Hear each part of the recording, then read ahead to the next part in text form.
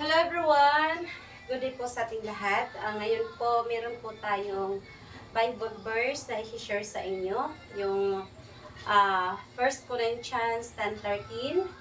Ang nakasaad po dito is, anumang pagsubok ang dumating sa inyo ay uh, uh, 1 Corinthians 10:13, wala pang pagsubok ang dumating sa inyo ang hindi nararanasan ng lahat ng tao.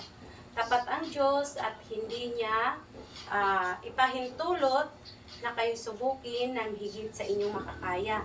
Sa halip po, pagdating ng pagsubok, ay bibigyan niya po kayo ng lakas upang mapagtagumpayan iyon. Yun po.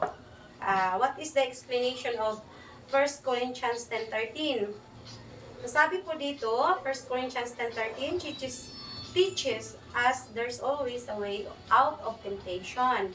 That's exactly what 1 Corinthians 10:13 is saying. If you have a way out of temptation, God will provide you a way to escape so that you may be able to endure it. You can come out to the other side and not sin. Yun po yung ibig sabihin dito ang ating at saka ang ibig sabihin nito,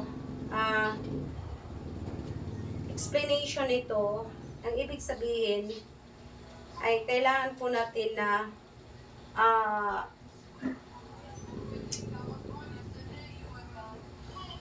ibig sabihin wala pong pagsubok na dumarating sa isang tao na ipinapahintulot ng Diyos na hindi niya makakayanan. Makakayanan po niya ito lahat sapagkat ang Diyos po natin ay tapat at matuwid. Basta ipahayag lang natin sa Kanya ang ating, syempre lahat naman tayo nagkakamali, hindi po tayo perfectong tao. Kailangan lang po natin na ipahayag sa Kanya ang ating mga kasalanan. Makikita po natin yan sa 1 John 1:9. 1 John 1:9, I think, hindi ko siya masyadong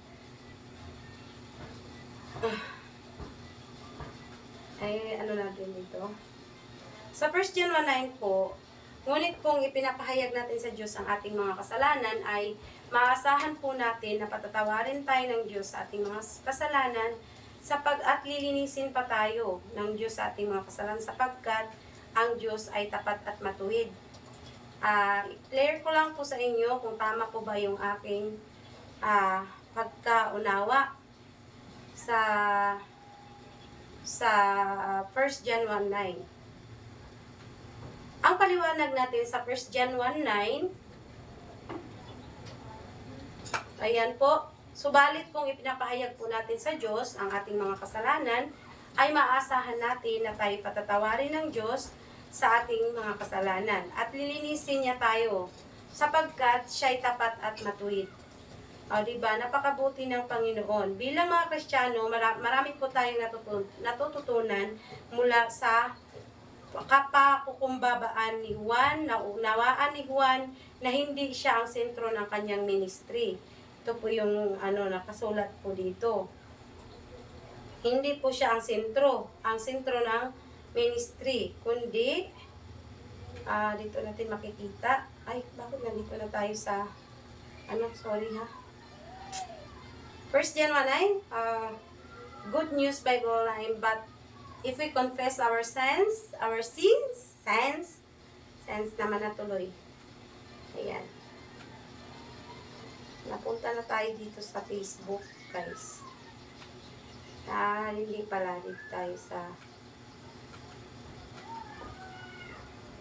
okay, cut muna tayo. Kasi parang umiiba na yung ko.